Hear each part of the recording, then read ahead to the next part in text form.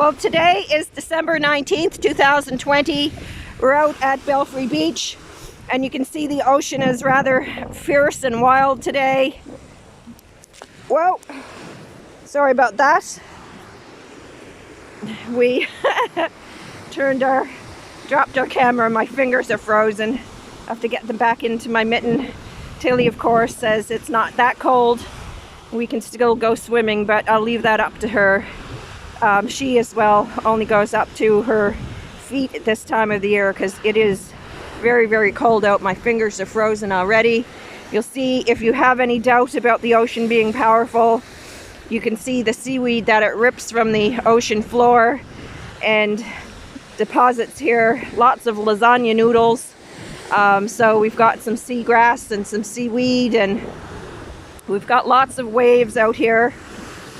And way out, I don't know if you can see that, it is what I call Seal Island, seal look off here for our seal species. And we're just kind of walking along the shore. We found some garbage today. The ocean washes in some quite incredible stuff, and you'll see that it's actually even washed the seaweed up on top of the peninsula here. So while it looks fierce today, it was obviously much fiercer in the last few days possibly, and but so far no sea turtles have been found along this coast, so I'm happy about that.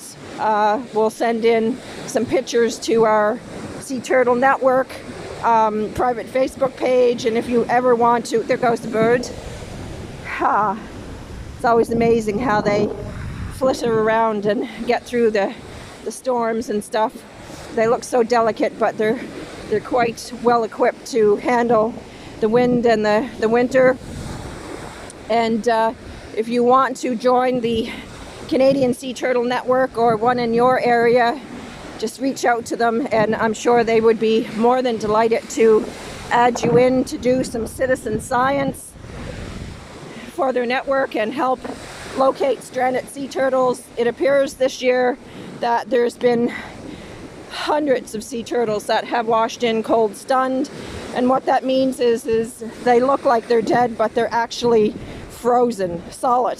I shouldn't say solid, they're still living, but they're so cold that they can't swim. They're meant to be in warmer waters, so they chase the jellyfish up to Canada in the summertime, and unfortunately our weather changes so rapidly that by the time they get back down to the Gulf of Mexico, oh, dropped my mitten, I have to get that. Can't go too far without that.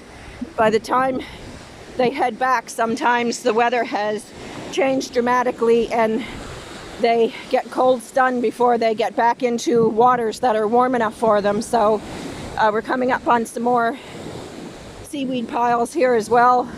So you see the little coasts here.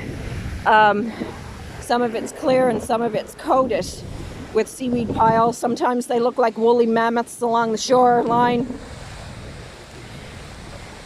On good days, Tilly's going to catch up to us here.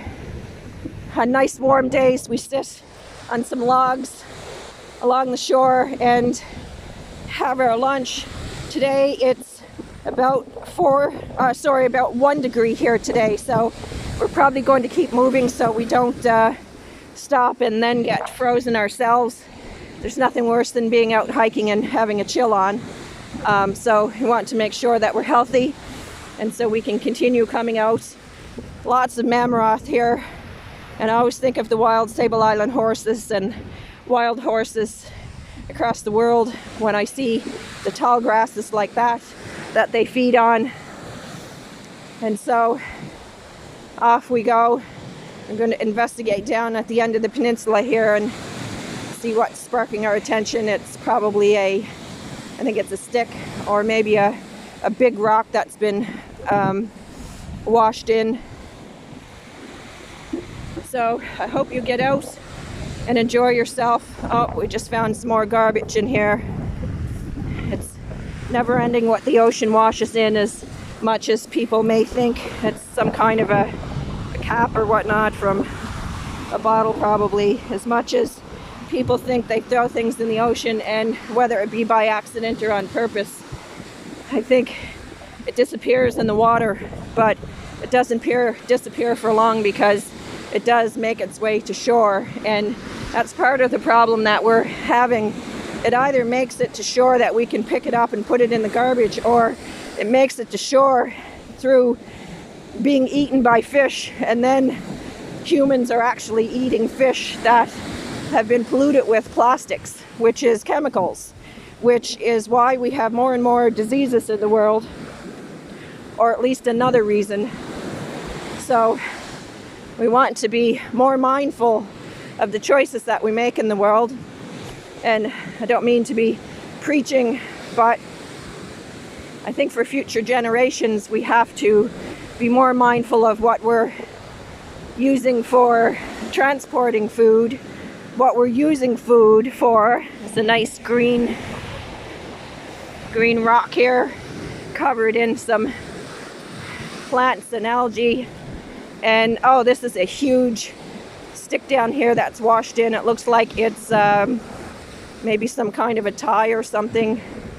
It looks like it was at one point obviously a tree, but it looks like it was it's not a tree that let go. It's an actual block of wood. So we'll have a look at that as we continue walking to stay warm. It's important to dress warm when you're outside. You do warm up quite a lot, so you also want to make sure that you're not overly warm. You okay there, Till? Oh, here comes the water. So what a nice piece of wood to sit on and have a nice lunch on.